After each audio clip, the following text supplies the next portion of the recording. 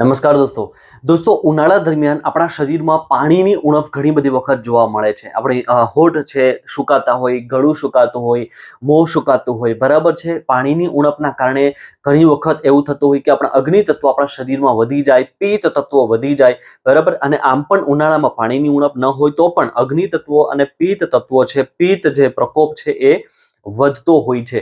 તો આ સમય દરમિયાન આપણે કઈ કઈ કાળજીઓ લેવી જોઈએ એ તો બધાને ખ્યાલ જ છે. ઘણી વખત ઘણા વિડીયો પણ તમે જોયા હશે કે આટલું કરો, આ ન કરો, કડવો લીમડો ખાવો, પેલું ખાવો, આ ન ખાવો.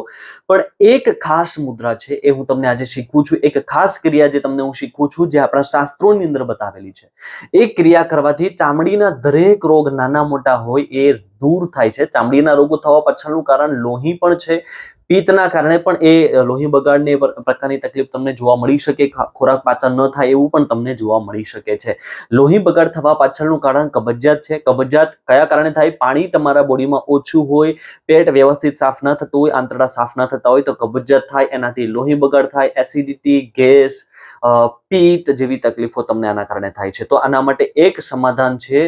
દરરોજનું 15-15-15 એમ ટોટલ 45 મિનિટ આખા દિવસ દરમિયાન તમારે એક ક્રિયા કરવાની છે કે જે 100% તમારી દરેક તકલીફનું તમને સમાધાન આપશે. સવારમાં 15 મિનિટ, બપોરે 15 મિનિટ અને સાંજે 15 મિનિટ કોઈ પણ તમે ફ્રી ટાઈમે આ ક્રિયા મુદ્રા કરી શકો છો. આ વિડીયો બધાને શેર કરજો. છેલ્લે બરાબર છે, આપણા હાથની સૌથી નાની આંગળી કનિષ્ઠિકા અને આ રીતના વાળવાની છે. બાકીની ત્રણેય આંગળીઓને આ રીતના તમારે સીધી રાખવાની છે. બરાબર છે. આ મુદ્રા છે વરુણ મુદ્રા. આપણા બોડીમાં જ્યારે અગ્નિ તત્વો વધે, પિત્ત તત્વો વધે છે, પિત્તનો પ્રકોપ વધે છે ઉનાળા દરમિયાન, ત્યારે તમે આ મુદ્રાને 15-15 મિનિટ તમારે આપણા હાથની સૌથી નાની આંગળી અને અંગૂઠો બંનેને આ રીતના બંનેની ટેરવાને આ રીતના જોઈન કરી દેવાના છે. આ રીતના બંને ટેરવાને આપણે જોઈન કર્યા, બરાબર છે.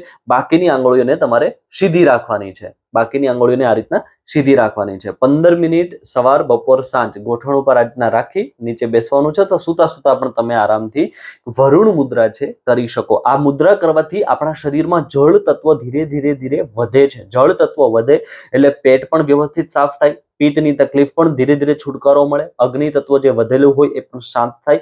એટલે બોડીની અંદર જે ગરમીનો પ્રકોપ વધારે હોય, ગરમી જેને વધારે થતી હોય એ લોકો માટે પણ ખૂબ જ મહત્વપૂર્ણ અને સરસ મુદ્રા છે વરુણ મુદ્રા. વરુણ મુદ્રા કરવાથી ચામડીના રોગો ધીરે ધીરે ધીરે ઓછા થાય છે, નાશ થાય છે.